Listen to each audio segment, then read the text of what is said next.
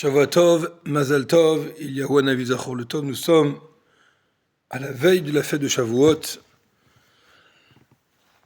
et nous attendons le bon moment de recevoir notre Torah, la Torah de façon parfaite, entière, les enseignements de la Torah qui nous ont été donnés il y a 3337 ans. Ils sont tout nouveaux, on les reçoit chaque jour et encore plus à la fête de Shavuot. Et là, nous sommes donc au 27e chapitre du Tanya, mais avant de commencer, comme d'habitude, on pense toujours à nos frères juifs en Eretz Israël, aux otages qui restent encore dans les mains du mal, et on demande à Kadosh Baruch Hu vraiment que par le sroud de ce Tanya, on fera libérer nos frères juifs rapidement, et la libération de toute l'humanité par la venue du Melech HaMashiach. Au dernier cours, on s'était arrêté sur les deux sortes de plats qu'il peut y avoir. Il y a les plats doux, sucrés, bons, et il y a les plats salés, relevés par des choses qu'on ne pourrait pas manger comme ça. Selimatamim, c'était écrit, Kasher Ahavti, fais-moi d'aimer plusieurs mets. Spirituellement, de quoi on parle? On parle des tzadikim, qu'eux, ils sont a priori dans le service divin, et que tout ce qu'ils font, c'est apprécier de Dieu, et leur travail à eux, c'est de faire, depuis le début, quelque chose de positif, quelque chose de bon. Ils ont un plaisir énorme dans les sujets divins. Et il y a celui qui a un travail à faire où c'est difficile, où c'est corsé, où il doit faire une guerre, où des fois il tombe, après il se relève, et il fait teshuva. Et Akash Baruch Hu, il a aussi un vrai plaisir de cette façon de faire. Ces deux sortes de plaisirs qui sont différents, comme quelqu'un il pourrait avoir les deux sortes de plaisirs d'un plat salé ou d'un plat sucré. Okomo shebe batanim gashmim, et donc dans les mots. De même que dans les bienfaits matériels. Dans les bienfaits matériels, il nous parle de matérialité pour nous montrer que même à travers la matérialité, c'est un moyen de faire plaisir à Dieu. Derech mashal, comme par exemple, yeshne minema adanim. Il y a deux sortes de plats bien relevés. Echad, un plat aravim ou metukim. Ce sont des choses qui sont douces, sucrées. Ve'asheni midvarim charifim ou chamutzim. Et deuxième sorte de plat, avec des choses qui sont fortes, comme des piments, et chamutzim, et des choses qui sont aigres, comme le vinaigre. Rak shem tubalim ou mtukanim etef, simplement, c'est que ce dernier plat qui est aigre ou bien fort, ils sont bien préparés et bien arrangés, achena soumadanim, jusqu'à qu'ils deviennent quelque chose de positif, quelque chose de bon, quelque chose qu'on apprécie, bien que ce soit fort. On ne pourrait pas manger quelque chose de salé, on ne pourrait pas prendre une cuillère de sel. Par contre, quand on met dans un plat qui n'est pas salé un peu de sel, ça le relève et ça devient doux et bon. Et tout ça pourquoi? La Shiva Nefesh, pour faire revenir l'âme. Ça veut dire que pour assiéger son âme à l'intérieur de son corps, parce que l'âme sans la nourriture, elle s'envolerait. Et donc tous ces plats, ils sont faits pour donner le bien-être à la personne, pour que son âme, elle reste. Sinon, Chaz Shalom, ça pourrait être gravissime, il pourrait s'évanouir, voire pire.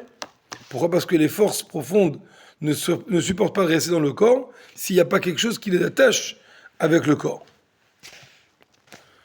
Et là, l'Admorazakan, en vérité, il est en train de dire quelque chose de profond.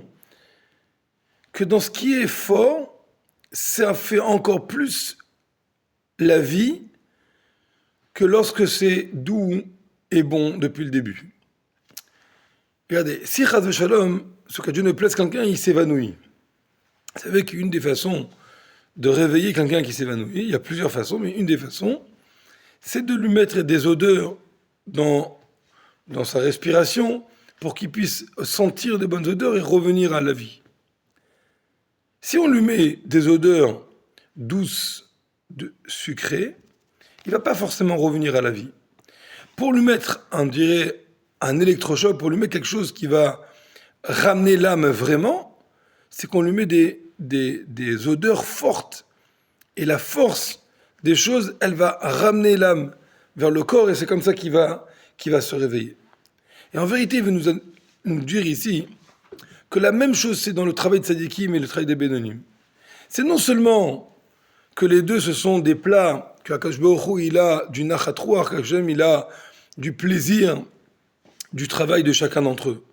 Donc déjà, ce que nous, on pourrait penser au début, à se dire que oui, pourquoi je ne suis pas un tzaddik? Le tzaddik, lui, il faute jamais. J'aurais bien voulu être un tzaddik. Et c'est vrai, il faut vouloir être un tzaddik. Tei tzaddik val tei racha. Mais en même temps, savoir l'importance et la qualité que nous avons que d'être un Benoni et que d'avoir, que nous aussi, quand on sert Hachem, on procure du plaisir à Hachem. Et c'est ça le but de notre existence. Donc déjà, on ne doit pas être affecté par le fait qu'on n'est pas un tzaddik, parce qu'on a été créé pour ça. On a été créé pour être sur un ring de bagarre tout le temps. Et Hachem, il a un plaisir du fait qu'on arrive à se battre pour lui et maîtriser notre yitzhara.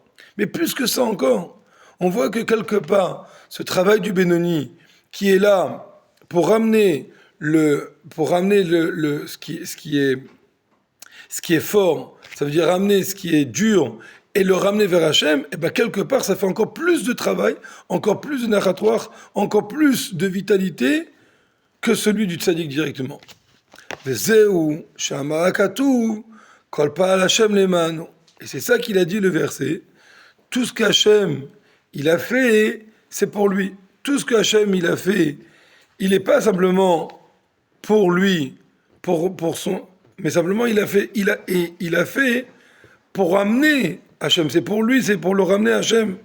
Vegam racha le yomra. Il continue parce qu'il dit, et même un racha, qu'a priori lui, il ne répond pas à ce que Hachem il attend de lui. Même lui, il a été créé le yomra pour un jour mauvais. Ça veut dire quoi? Donc c'est quoi le Yom Ra'a, le jour mauvais? Qu'a priori, si on regarde le pasouk dans son aspect extérieur, on a l'impression que Kadosh Baruch Hu dit que Vegam Racha le Yom Ra'a, qu'un Racha il va s'en prendre le jour mauvais. Ça veut dire le jour ça arrivera et il rentrera dans les endroits qu'il n'y a que les Rechaïm qui rentrent. Comme si Hachem il avait un plaisir de punir le Racha qui fait du mal. Mais en vérité, c'est dur d'expliquer le passage comme ça. Pourquoi? Parce que premièrement, Hachem, c'est l'emblème même, c'est la bonté par excellence. Comment on pourrait imaginer qu'Akadosh Baruch Hu, il aurait un plaisir de punir le rachat quand c'est arrivé le moment de le punir? C'est difficile d'imaginer comme ça.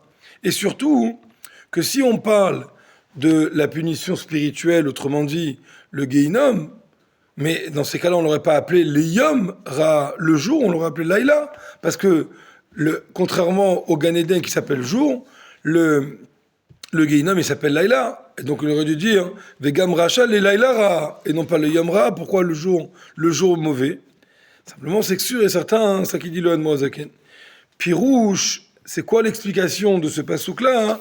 Pirouche, chez Yashuv Mirisho. Akadosh Baruch Hu, il attend que le rachat, il revienne de sa méchanceté. C'est-à-dire quoi, il revienne? Ou bien, il va réussir, parce qu'il est rachat potentiel, et il va réussir à ne pas être un rachat effectif. Il va réussir à maîtriser son Yetzirah, et il va pas tomber dans les mains du mal. Ou bien, il est tombé dans les mains du mal, parce qu'il a succombé et il s'est laissé avoir par le mal ce qui pourrait exister. Alors là, qu'est-ce qu'il va faire? Il va faire teshuva et il va transformer ce mal qu'il a en lui en lumière. Et s'il transforme le mal qu'il a en lui en lumière, alors dans ces cas-là, c'est ça qu'il dit, le yom ra, le jour qui est mauvais. Le jour, ça veut dire il a transformé son mauvais en jour, quelque chose de positif. Les malas en haut. Comment il va faire ça? Kad itkafia sitrachara. Lorsque on va courber la sitrachara, le mauvais côté, vistalek ikare de kuchabrichu huleila, qu'est-ce qu'il va faire? Alors à ce moment-là, il va attirer et il va révéler d'une façon extraordinaire l'honneur d'Akadosh Baruch Hu en haut. C'est-à-dire qu'il va, par le travail du rachat potentiel, qui va courber le mal, qui va courber le Yetzirah, qui va courber le côté négatif, il va réussir à répandre et à élever une lumière d'honneur de Dieu qui est extraordinaire que le tzaddik lui-même n'aurait pas pu faire avec son travail. Parce que le tzaddik n'est pas capable d'aller chercher ce qui est tout en bas. Et donc c'est ça qu'il est en train de dire ici, que Vegam Racha le Yom Ra. Voilà, on va s'arrêter là pour ce shiur. Et Bezat Hashem, au prochain shiur, on continuera le Perek Chavzaïn à partir de Velo Od.